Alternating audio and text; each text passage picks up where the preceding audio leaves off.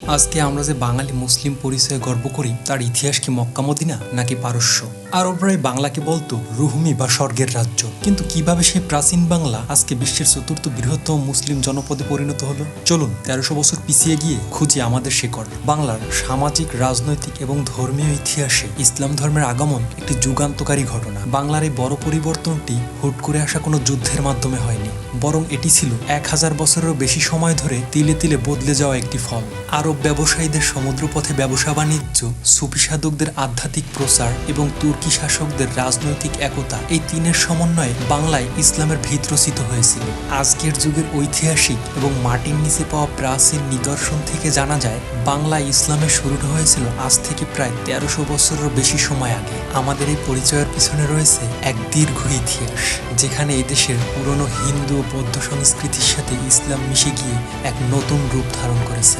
বাংলা ইসলামী ইতিহাসের প্রথম ভাগটি শুরু হয়েছিল আরব সাগর আর বঙ্গোপসাগরের উত্তাল ঢেউয়ের উপর দিয়ে আসা নৌকায়। অষ্টম শতাব্দীর আগে থেকেই আরব ব্যবসায়ীরা সমুদ্রপথে চলাচলে অনেক দক্ষ ছিলেন এবং তারা সারা বিশ্বে ব্যবসায় রাজত্ব করেছিলেন। আরবের মরুভূমিতে চাষাবাদ করা খুব কঠিন ছিল, তাই তারা প্রাচীনকাল থেকেই ব্যবসার দিকে বেশি ঝুঁকেছিলেন এবং একটি ব্যবসায়ী জাতি হিসেবে পরিচিতি পেয়েছিলেন। ইসলাম ধর্ম আসার পরে এই ব্যবসার সম্পর্ক আরও বেড়ে যায় এবং এর মাধ্যমে ধর্ম প্রচারের একটি বড় সুযোগ তৈরি হয়। বাংলার সাথে ইসলামের শুরুর দিকের সম্পর্কের প্রধান সূত্র ছিল আব্বাসীয় শাসনকাল, যাকে ৭৫০ থেকে ১২৫৮ সাল পর্যন্ত ধরা হয়। ইতিহাসের বিভিন্ন প্রমাণ থেকে বোঝা যায় আজ থেকে প্রায় ১৩০০ বছর আগে অষ্টম শতাব্দীতে আরব মুসলিমরা বাংলার সমুদ্রবর্তী উপকূলে ব্যবসা এবং ধর্মের বার্তা নিয়ে আসতে শুরু করেছিলেন। বাংলাদেশের পাহাড়পুর আর ময়নামতিতে খলিফা হারুন আল রশিদের আমলের সোনা ও রূপার মুদ্রা পাওয়া গেছে। এই মুদ্রাগুলোই প্রমাণ করে সেই প্রাচীনকালে মুসলিম বিশ্বের সাথে আমাদের বাংলার কত গভীর ব্যবসার সম্পর্ক ছিল।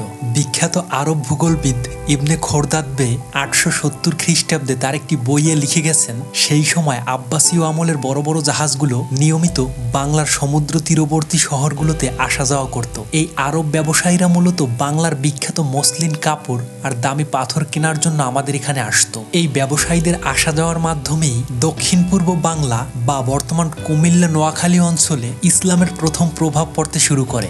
নবম থেকে একাদশ শতাব্দীর আরব ও পারস্য লেখকদের লেখায় বারবার বাংলার এক শক্তিশালী ও ধনী রাজ্যের কথা পাওয়া যায়, যেটিকে তারা রুহমি বা রহমা নামে ডাকত।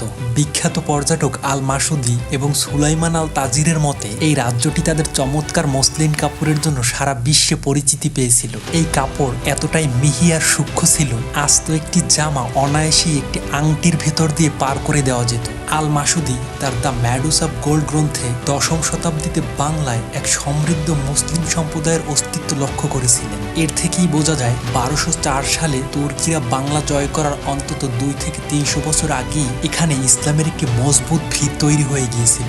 বাংলার ইতিহাসের সবচেয়ে বিতর্কিত অথচ রোমাঞ্চকর তথ্যটি হল লালমনিরহাটের পঞ্চগ্রাম ইউনিয়নে আবিষ্কৃত হারানো মসজিদ। ১৯৮৬ সালে রামদাস মৌজায় এক গভীর জঙ্গল পরিষ্কার করার সময় স্থানীয় গ্রামবাসীরা এক প্রাচীন ভবনের ধ্বংসাবশেষ খুঁজে পায়। এই ধ্বংসাবশেষের মধ্যে একটি শিলালিপি পাওয়া যায়, যাতে কালিমা তাইয়্যবা এবং হিজরি সাল ৬৯ খোদাই করে লেখা ছিল।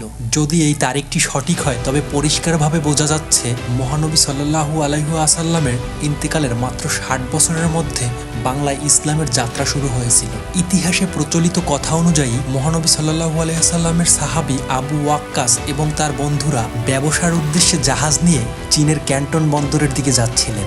সেই পথে ব্রহ্মপুত্র আর তিস্তা নদী দিয়ে যাতায়াতের সময় তারা এই এলাকায় আসেন এবং এই মসজিদ তৈরি করেন।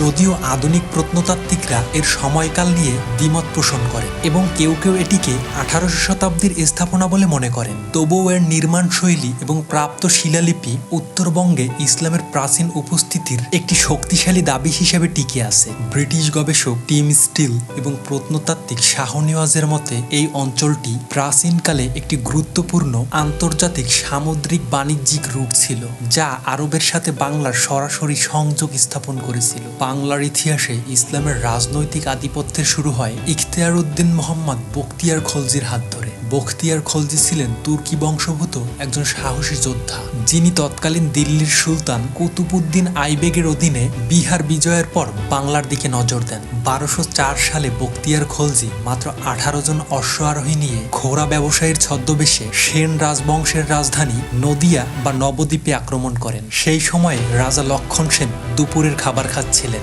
হঠাৎ তুর্কি সেনাদের আক্রমণে রাজা কি করবেন ভেবে পাচ্ছিলেন না, তাই তিনি ভয় পেয়ে পেছনের দরজা দিয়ে বিক্রমপুরের দিকে পালিয়ে যান। এই রক্তপাতহীন বিজয়ের মাধ্যমে বাংলায় সেন শাসনের অবসান ঘটে এবং মুসলিম শাসনের সূচনা হয়। বখতিয়ার খলজি গৌড় বা লখনৌতিকে তার রাজধানী হিসেবে ঘোষণা করেন। সেখানে তিনি মসজিদ, মাদ্রাসা, স্কুল এবং ধর্ম প্রচারের কেন্দ্র তৈরি করেন। তিনি জয় করা এলাকাগুলোকে ছোট ছোট ভাগে ভাগ করে দেন। সেখানে তিনি মুসলিম কমান্ডারদের নিয়োগ করে একটি শক্তিশালী শাসন ব্যবস্থা গড়ে তোলেন। বখতিয়ার খলজির এই জয় একজন রাজার বদলে আরেকজন রাজার আশা ছিল না, বরং এর মাধ্যমে সাধারণ মানুষের কাছে ইসলামের সমান অধিকার ও মানুষের প্রতি ভালোবাসার আদর্শ পৌঁছানোর সুযোগ তৈরি হয়েছিল।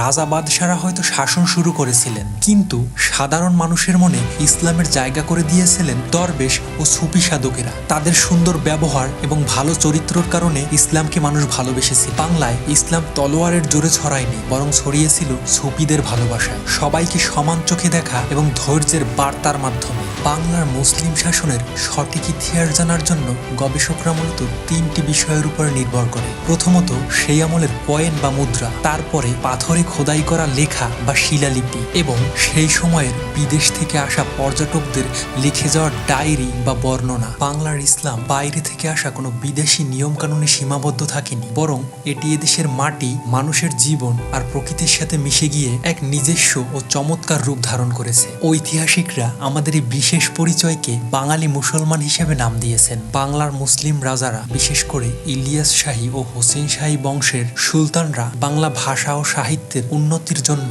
অনেক সাহায্য সহযোগিতা করেছেন। তাদের সময়ে রামায়ণ ও মহাভারত বাংলায় অনুবাদ করা হয়েছিল। একই সাথে মুসলিম কবিরা ধর্মের কথার পাশাপাশি বাংলার প্রকৃতি এবং এদেশের মানুষের মুখে মুখে প্রচলিত গল্পগুলো নিয়ে কবিতা লিখেছেন। ধর্ম ও সাংস্কৃতিক মিলনের কারণেই সত্যপীর বা পীর মানার মতো প্রথাগুলি তৈরি হয়েছিল, যা হিন্দু ও মুসলমান উভয় ধর্মের মানুষের কাছেই খুব জনপ্রিয় ছিল। এতক্ষণের আলোচনা থেকে এটি পরিষ্কার, আজ থেকে 1300 বছর আগে আরব দেশের ব্যবসায়ীদের পালতোলা নৌকায় চড়ে বাংলায় ইসলামের আগমন ঘটেছিল।